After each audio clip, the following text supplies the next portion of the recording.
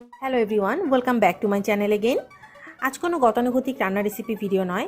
আজ শেয়ার করছি কিচেনের কিছু ছোটোখাটো প্রয়োজনীয় টিপস, যেগুলো ফলো করলে হাতের কাজ গুছিয়ে রাখতে পারবেন অনেক সহজেই এবং সময় বাঁচবে অনেক। প্রথমেই শেয়ার করছি পেঁয়াজ কিভাবে প্রিজার্ভ করে রাখতে পারেন। পেঁয়াজ তো আমাদের অহরহ সবসময় দরকার হয়, তো সহজে কি করতে পারেন, এভাবে খোসা ছাড়িয়ে কিছু পেঁয়াজ ধুয়ে পানি ঝরিয়ে এয়ারটাইট বক্সে ভরে যদি নর্মাল ফ্রিজে রেখে দেন, তাহলে কিন্তু বেশ কিছুদিন পর্যন্ত পেঁয়াজ ভালো থাকে এবং প্রয়োজনের সময় পেঁয়াজ বের করে কেটে নিতে পারেন। আর একটা উপায় আছে, পেঁয়াজ কুচিয়ে এভাবে ছোট ছোট জিপ লক ব্যাগে করে ডিপ ফ্রিজে সংরক্ষণ করতে পারেন। তাহলে যখনই প্রয়োজন হবে বের করে তেলের উপর ছেড়ে দিলেই কিন্তু আমার কাজটা এগিয়ে যাবে। তবে এই কাটা পেঁয়াজ কিন্তু ডিফ্রস্ট করতে যাবেন না, ডিপ ফ্রিজ থেকে বের করে সরাসরি তেলের উপর দিতে হবে, না হলে পানি ছাড়তে শুরু করবে। পেঁয়াজের মতো ঠিক এভাবে রসুন এবং আদাও খোসা ছাড়িয়ে ছোট ছোট টুকরা করে নর্মাল ফ্রিজে রাখতে পারেন। আমি একটা মিক্সড মশলার রেসিপি শেয়ার করছি আজকে। এখানে আমি রসুন এবং আদা কুচি নিয়েছি একই পরিমাণে, এবং পেঁয়াজ কুচি নিয়েছি রসুন এবং আদার অর্ধেক নিয়েছি। 1 টেবিল চামচ আস্ত জিরা সামান্য পানি দিয়ে এটাকে ব্লেন্ড করে নিয়েছি, চাইলে আপনারা বেটেও নিতে পারেন। সব কিছু ব্লেন্ড করার পরে এটার কনসিস্টেন্সি এসেছে এরকম। এরপর আমি যেটা করেছি, এই মিক্স মশলাটাকে একটা আইস ট্রেতে করে, বা যে ধরনের বাটিতে আমরা বরফ জমাই সেরকম একটা আইস ট্রেতে ছোটো ছোটো কিউব আকারে জমিয়ে রেখেছি। এটা মুখ আটকে আমি ডিপে রেখে দিয়েছিলাম।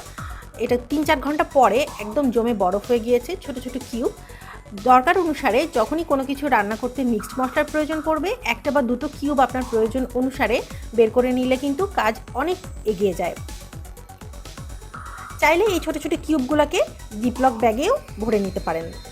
অনেকে মিক্সড মশলা করতে পছন্দ করেন না, হয়তো আলাদা আলাদা মশলা করে রাখতে পছন্দ করেন। তাদের স্বাচ্ছন্দ্যের জন্য এইভাবে আলাদা করে জিরা বেটে ছোটো ছোটো টুকরা করে বা আইস ট্রেতে জমিয়েও কিন্তু আলাদা করে রাখতে পারেন। এবার আমি একটা মশলা রেসিপি শেয়ার করছি, যেটা আমি নর্মাল ফ্রিজে সংরক্ষণ করব। আমি আলাদা আলাদা করে আদা এবং রসুনের পেস্ট করেছি। আমি প্রথমে আদার পেস্টটা কিভাবে করেছি সেটা দেখাচ্ছি। টুকরা আদা ব্লেন্ডারে নিয়ে নিয়েছি, পরিমাণ মতো সামান্য পানি দিয়েছি, 1 টেবিল চামচের মতো রান্নার তেল, সামান্য লবণ, এবং সবশেষে আমি একটুখানি সিরকাও দিয়েছিলাম, সিরকা বা হোয়াইট ভিনেগার। সব কিছু ব্লেন্ড করার পরে এটার কনসিস্টেন্সি এরকম এসেছে। এটাকে আমি নর্মাল ফ্রিজে সংরক্ষণ করব।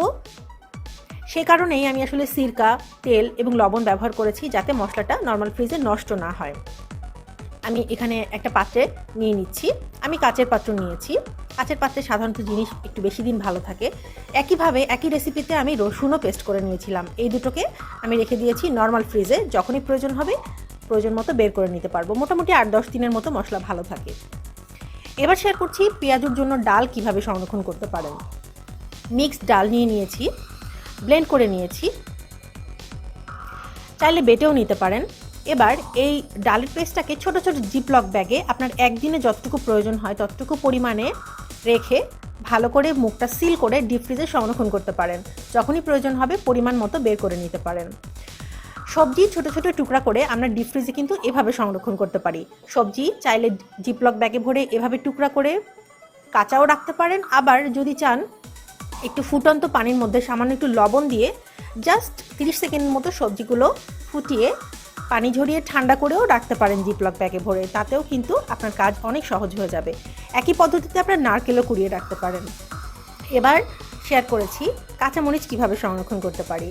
কাঁচামরিচ আস্ত রাখা থেকে যদি বোটা ফেলে দিয়ে এভাবে পরিষ্কার করে এয়ারটাইট বক্সে ভরে নর্মাল ফ্রিজে রাখেন, তাহলে বেশি দিন ভালো থাকে। চাইলে কাঁচামরিচ কুচিও কিন্তু এয়ারটাইট বক্সে ভরে রাখতে পারেন। পেঁয়াজ বেরেস্তা আমাদের বিভিন্ন রেসিপিতে প্রয়োজন হয়, তো হাতের কাছে পেঁয়াজ বেরেস্তা যদি করা থাকে তাহলে তো সময় বেঁচে যাবে অনেক। আমি এখানে পেঁয়াজ কিছু বেরেস্তা করে নিয়েছি এবং তেলের মধ্যে সামান্য পরিমাণে একটু চিনি ছিটিয়ে দিয়েছিলাম, তাতে পেঁয়াজটা বেশি দিন মুচমুচে থাকে বলে আমার মনে হয়েছে। আমি এভাবে একটা এয়ারটাইট বক্সে পেঁয়াজগুলো যখন তেলটা সোক করে যাবে টিস্যুতে, তখন এভাবে মুখ আটকে নর্মাল ফ্রিজে রেখে দিয়েছি। প্রয়োজনের সময় ফ্রিজ থেকে ঝটপট পেঁয়াজ বেরেস্তা বের করে নিতে পারেন। বেশ কিছুদিন পর্যন্ত পেঁয়াজগুলো ভালো থাকে নর্মাল ফ্রিজে রাখলে।